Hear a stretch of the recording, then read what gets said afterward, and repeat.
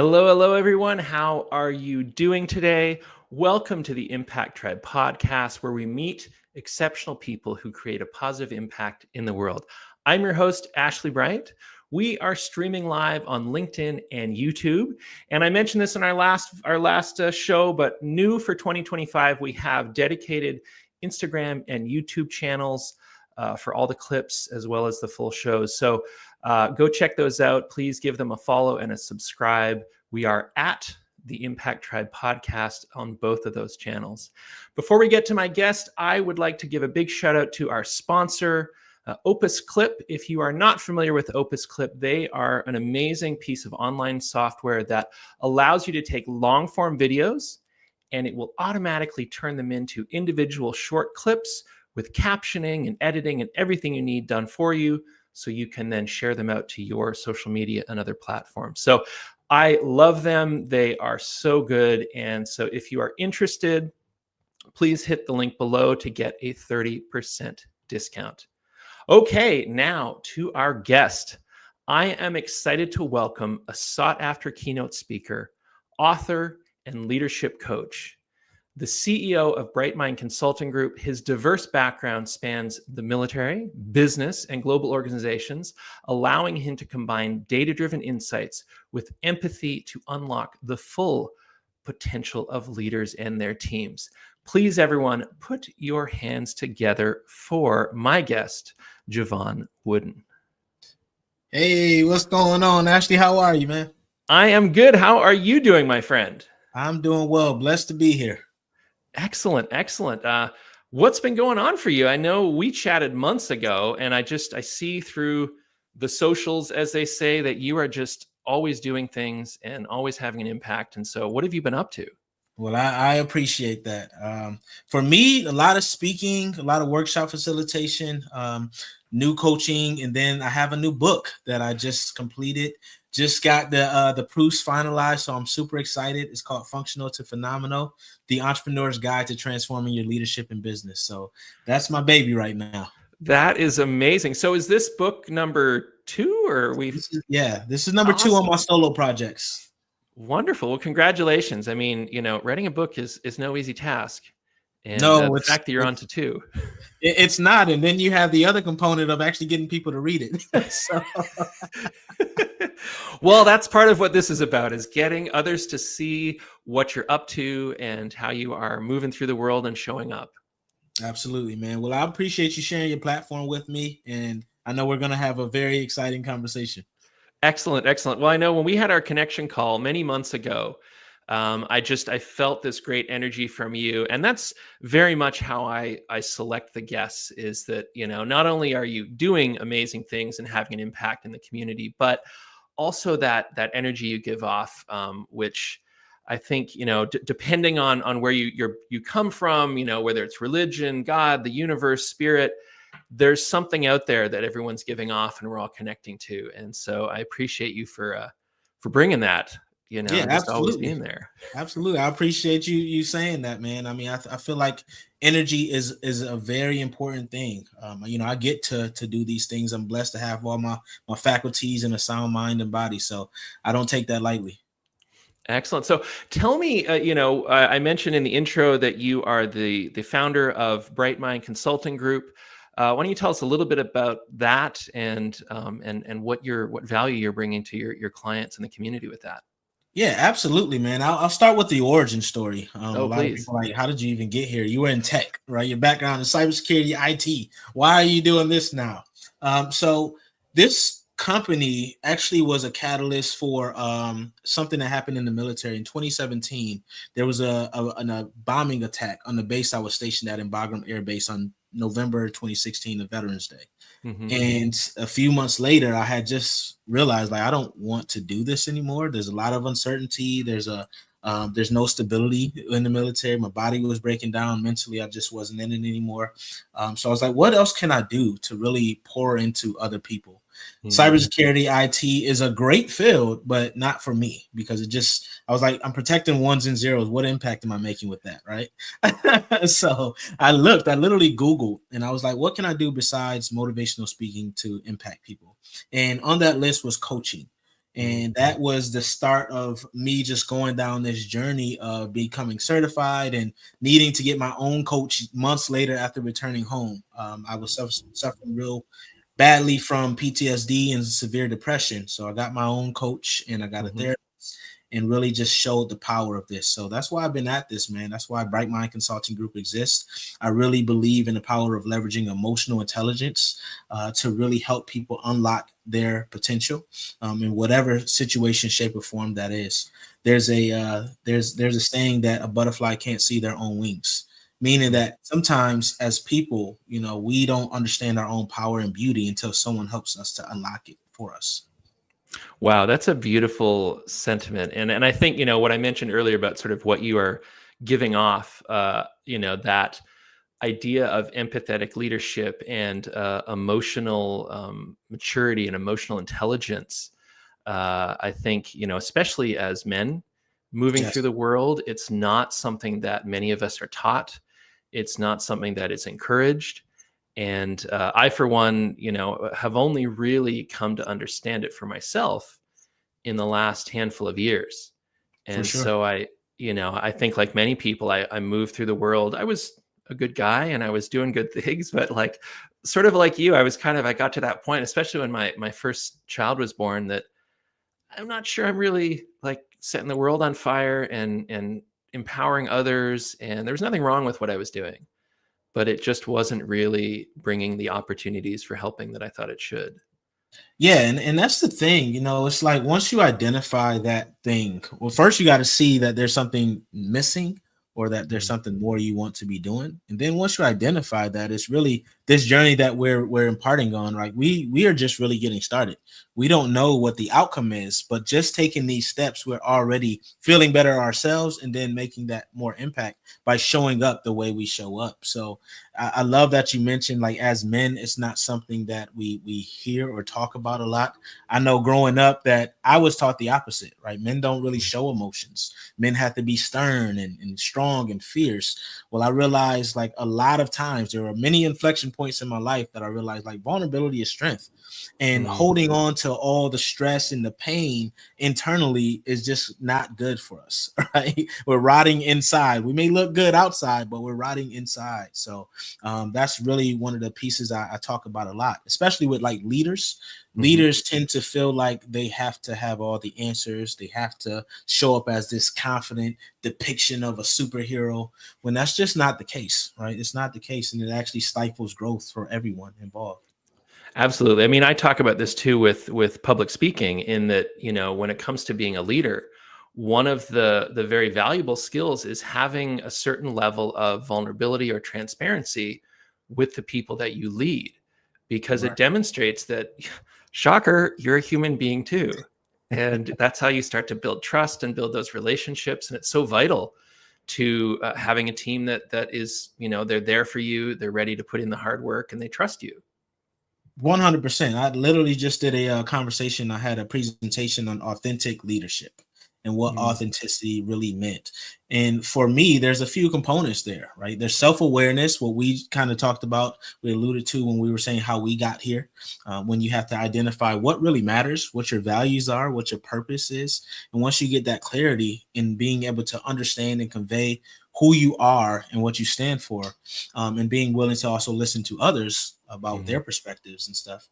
The next step is that relational transparency, right? Being able to have these conversations as ourselves, but not in a way where you're being mean or facetious or being a butthole about it, but in a way that you can literally show up and say, "This is who I am," but I'm also open to realizing that my way is not the only way. I'm open to realizing that I don't know everything. And once you do that, there's really a weight. It's a sigh of relief Mm. once you really let that go. Because I know I was holding my breath like every day, and I didn't realize it until I sat and thought about that. All that weight was on me, and once I really finally said I need help, it just went away. you know. Yeah, and that realization is so critical. I was on a call a couple weeks ago, and I was making an analogy about the fact that I think so many people are walking around their day to day, and they're silently screaming. because they don't really know how to ask for help, or who they can trust, or even that that's something that they should be doing. Yep. And I think, the other part of that conversation was the fact that for many people, once they shared that, whether it was on stage or in a meeting or on a podcast or even just one-to-one with someone, that it was like the opposite of what the story in their head was telling them happened, where the story was like, oh, they're going to hate you, they're going to think you're weak, they're going to, etc. But instead it was the opposite. Yeah. People were there to support them, or even better, people would say, thank you so much, because I've felt that too, and I didn't know how to talk about it, or Yeah, or if it was 100%. okay. Absolutely. That's actually one of the things that really let me know that I was on the right path years ago when I started this thing. I was, as I mentioned, I deal with depression, right? And it was a depressive episode, and I'm like, man, I feel like crap. I don't even want to get out of bed. So now I have this saying, like, every day I have to decide to win, right? And people say, oh, that's motivational, but it's true. Every day I have to say, you're not going to beat me, I'm going to win, right? So it was just a rough day for me, man. And I decided to pick up my phone and go online. I just made a video like, hey, you know what? Sometimes winning means just getting out the bed. Sometimes it's just taking that shower. Whatever it is, celebrate that. Because I'm not at my best today, and I want everybody to know that vulnerability is strength.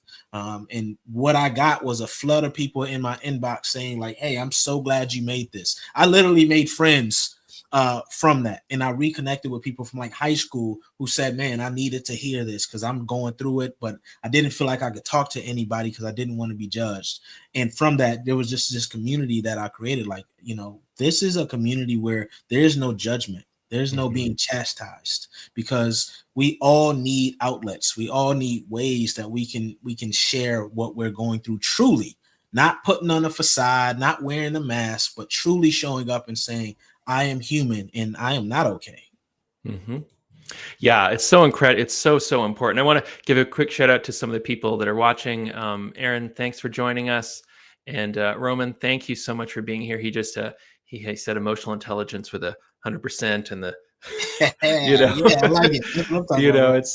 it's so critical. And it's, you have a young child. I have teenage boys, and I didn't realize, I think, that I was teaching them about emotional intelligence before I think I understood really what it was. I think it was intuitive for me, because it was not something that I was raised with. I was just, my parents were wonderful, but they were emotionally cold. They didn't teach you those things. It was more like, kind of, let's take that and ball it up and just shove that in the corner. Maybe we'll deal with that later, but hopefully not. Yeah, absolutely. I mean, so for so many of us, emotions are taboo. It's like, you can't really express them or talk about them because they're like, okay, suck it up. Like, who cares? Oh, and what? I got my own issues, right? But when we think about emotional intelligence, and I really, like, that's what I focus on now, but I used to think it was mindset. But I realized emotional intelligence has that social aspect to it.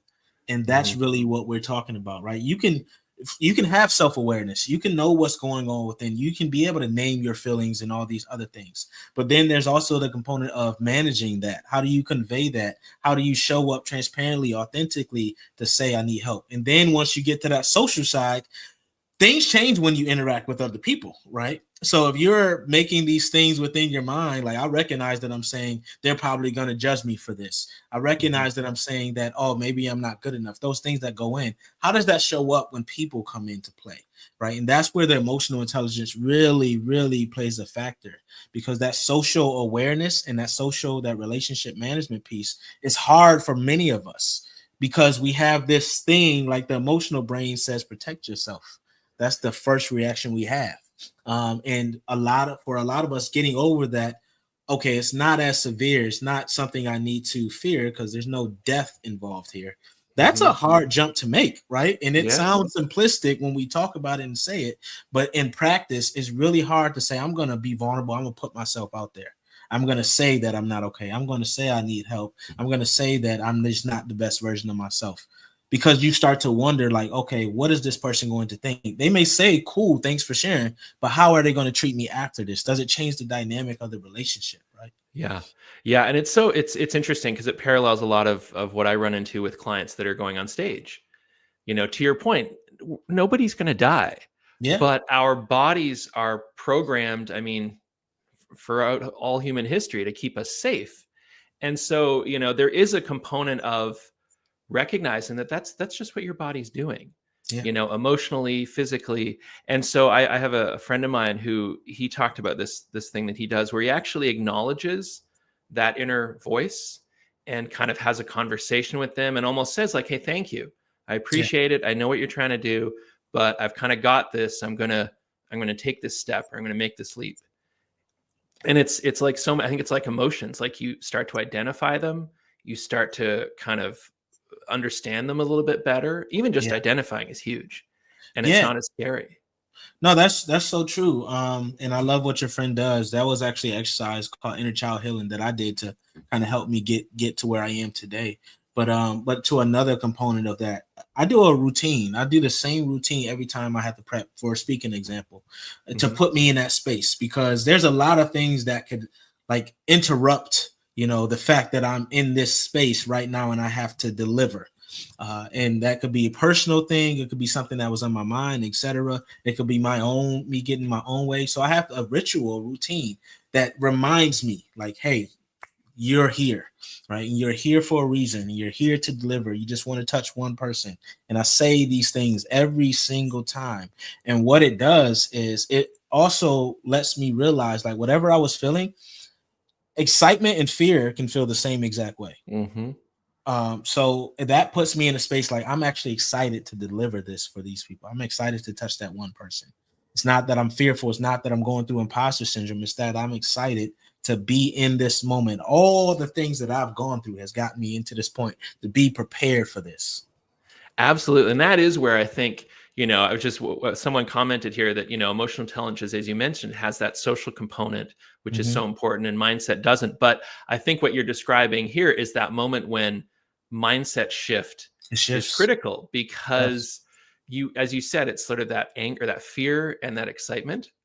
It's very much the same. And so it's kind of like Much the I can same. go out there and listen to the critic, they're going to hate me. I'm going to make a mistake. I don't know what I'm doing, all those things. Or what you just said there, where it's like, hey, I am good at what I do. These people are going to get so much value. They need to hear what I have, and, really own it. Because every Absolutely. time you have a chance to speak with even one person or a group of people, that's an amazing opportunity. It is. And we should jump at that and be excited about that. So I want to ask, so BrightMind Consulting Group, talk to me a little bit about, are there particular clients that you're working for or programs that you're offering that are unique and special? Yeah, I mean, we use emotional intelligence in everything that we do. Hmm. So that could be employee engagement opportunities, could be employee retention, leadership effectiveness. So we tailor all of our programs to the client. So, for example, we've worked on new leaders, right? A lot of managers, leaders, they're technical. They had a skill. They're an engineer. They're a cybersecurity expert or whatever they are, but then they're put into a people leader position. Two different skill sets. So we Yes. come in and we help them like get used to people and leading people, and a lot of them have like behavioral traits that where they're not necessarily comfortable interacting and engaging with people on that level all the time. So allowing them to show up authentically and then lead effectively, because we know John Maxwell said it best: leadership is influence.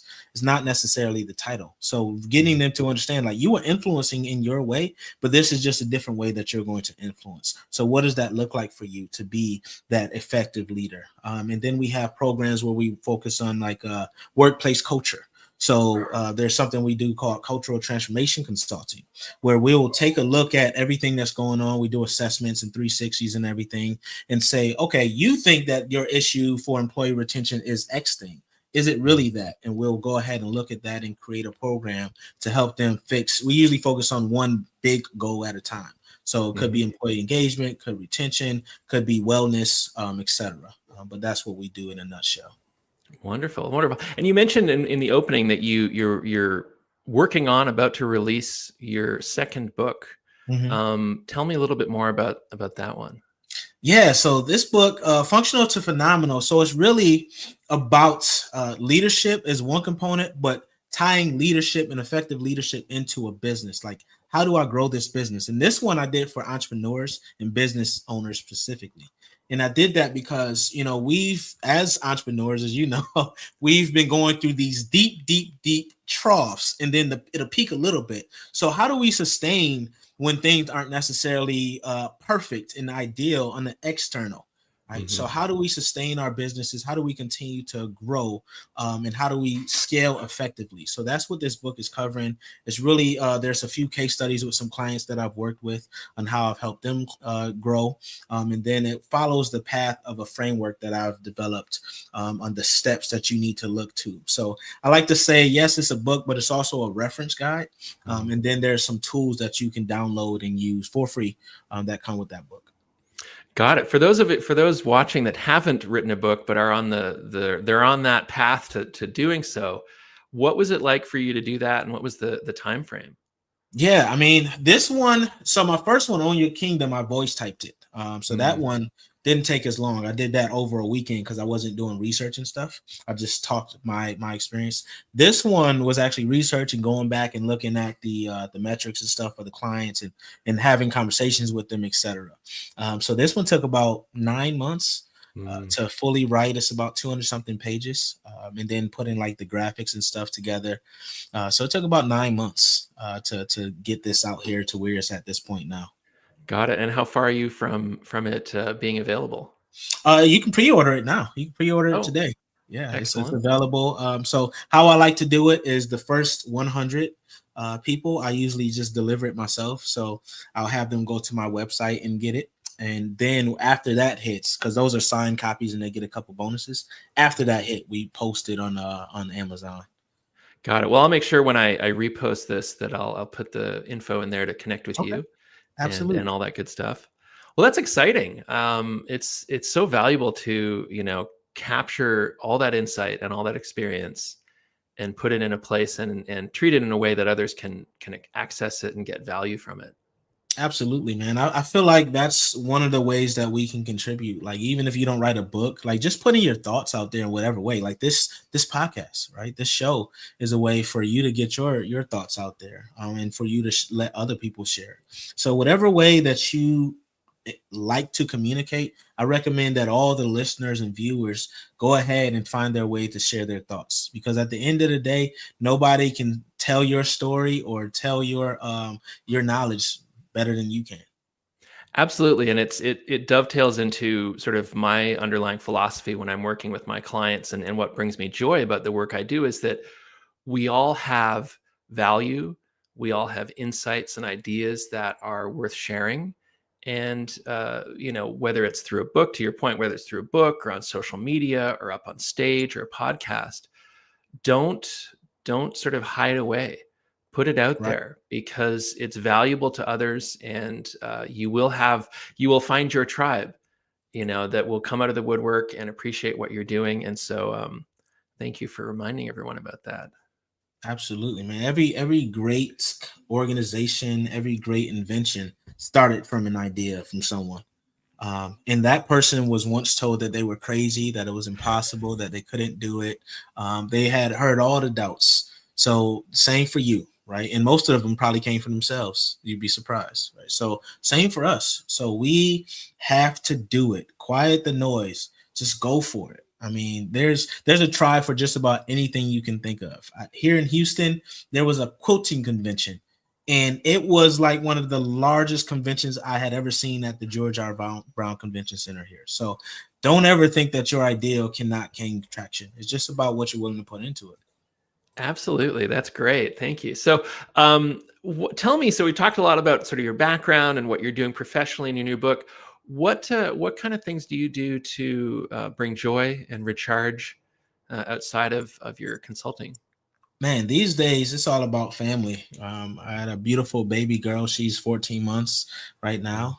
Her name is Jevon. And then I have a beautiful wife, Kenya, who's just those two are my world, really. So that's what I like to do, spend time with them. Love sports, especially football. So anything related to that. And then I like to be outside and do fitness things. So whether Mm. that's going for a run or going for a hike or just hitting the gym, hitting some weights, I just love to move the body. Excellent. Do you have, it sounds like, I don't know if there's a lot of time for TV in there. I remember when my kids were young and I didn't do a lot of that, but do you have any kind of binge-worthy shows other than sports that you're enjoying, or? Man, that's my wife. My wife always finds the shows. So if you like night action type shows, I do like Night Agent.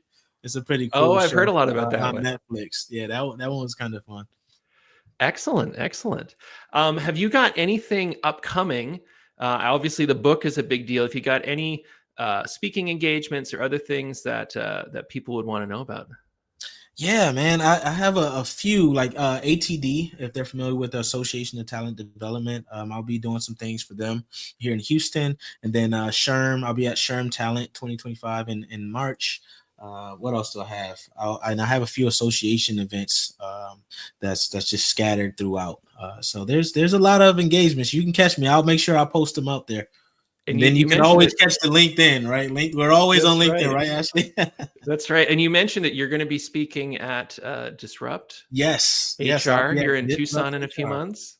Absolutely. I'll be there in April. So I'm looking forward to that one. So you can definitely sign up for that. I'm sure, we can get that link in the show notes as well. Absolutely. If you're not familiar with Disrupt HR, anyone listening, it's a fabulous event that goes on all across the country, and it uses the Ignite presentation format. So it's 5 minutes, auto advancing slides, and it makes for some great energy and humor and engagement. And so I highly recommend. And Absolutely. so one of the things I always ask towards the end is if there's one thing that you could be remembered for, what would that be? Being empathetic. Mm. That's my whole thing is like, listening to others, acknowledging their perspectives, even if we don't agree. What can I learn from it? And how can I treat them the way they want to be treated? Mm. That's the key for me, because I feel like if we were all just a little bit more empathetic, the world would be so much better. Absolutely. I mean, you have a young child who is probably not engaging you on this level yet, but I have teenagers, and especially my oldest, he's 17. He is always he's very curious, and he's always trying to understand what's going on in the world. And I've tried to teach him that despite what we see kind of in the media and everyone's like divisive and fighting and Yeah, at polar ends of the spectrum, that actually we all have a lot more in common than we think, and trying to 100. understand kind of where people are coming from, what's going on in their world, and the fact that it's scary out there in many regards. There's a lot of uncertainty. There's a lot of change. The other thing I've shared with him is the fact that you know I grew up at a time, and I suspect you did too, where the internet and social media was not sort of everywhere, Yeah. and there was a level of calm and pacing to absorbing information. And now it's everywhere, and everything is being disrupted.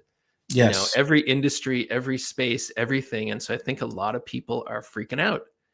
And if anything, empathy is more critical now than ever to try and Absolutely. understand what is behind the shouting and the screaming and the frustration. Yeah. What's behind it is, man, that lack of empathy, right? They and a lot of times people are saying the same thing when they're shouting at one another, and they just don't get it. Right? They're not Yeah. listening. Yeah, I mean, I think, that's the thing. It's and I remember this from being a kid. I tended to be physical when I was frustrated. It was Yep. usually never directed at anyone, but I was a big one for breaking stuff. Yeah. And I was I was I was there too. Yep. I was I there think too. there's a lot of people out there that you're catching them at that breaking point when you watch that Karen or that Kevin out there freaking out about something that you're Yeah. like, well, why is this a problem? What's going on here? No, that's so true. And there's a lot of reasons why we would all be at our breaking points, but we just have to take a moment to pause, right? Take a moment to just remember, like, hey, that one decision, that one word, that one action can really create a ripple effect. Which way do Mhm. you want that ripple effect to go? All right. Do you want it to be positive or Absolutely. negative? Yeah, and that's the thing, talk about mindset and what you're paying attention to. Your mind will find if you want to be negative, it'll find the things to reinforce that. But if you want Yes. to look with a little bit more positivity, a little more empathy and understanding, you can train your brain to start seeing that too. And 100%. critical skill. Yes, sir. It's not easy, but it's definitely worth it. Right. And it's a practice. I want everybody to realize that it's a practice. You're not going to get it right every day. Listen, I speak on this all day, every day, and I don't get it right every day, and that's okay. Right. But you're trying to be that much better each day. And that's all we can ask. Absolutely. It is a journey. And it's a lifetime, because for many of us, you've had a lifetime getting to where you are. And Yes. now once you start to become aware and start to build those practices in, there's a process of unlearning or changing the habits, changing the patterns. 100%, man. And that's the hardest thing, right? Absolutely. It's like dieting or nutrition. We all know logically what we should and shouldn't eat, but there's an emotional component that is rarely understood, because it takes a little bit of uncertainty and vulnerability and fear and work to get there. 100%. Great analogy. Absolutely. Well, thank you so much for your time, Jevon. I really appreciate it. And a big thank you to all the people that joined. Big shout out to Manny, Roman, Aaron, Dr. Paul David Spadley, excuse me. Thank you so much for watching and your comments. Jevon, I don't know if you can see the comments, but 100% people talking about emotional intelligence and the value of empathy in business today and how critical it is. And so I'm so glad that you are out there doing your part to help leaders and teams and organizations do a better job of building that trust and that empathy. And I just thank you for being the person that you are out there doing your thing. I appreciate it. And likewise, man, really appreciate everything you're doing. Appreciate you sharing space with me. Once again, to everyone watching and engaging, really appreciate you all. So yeah, let's just keep making that change one day at a time. Absolutely. One day at a time.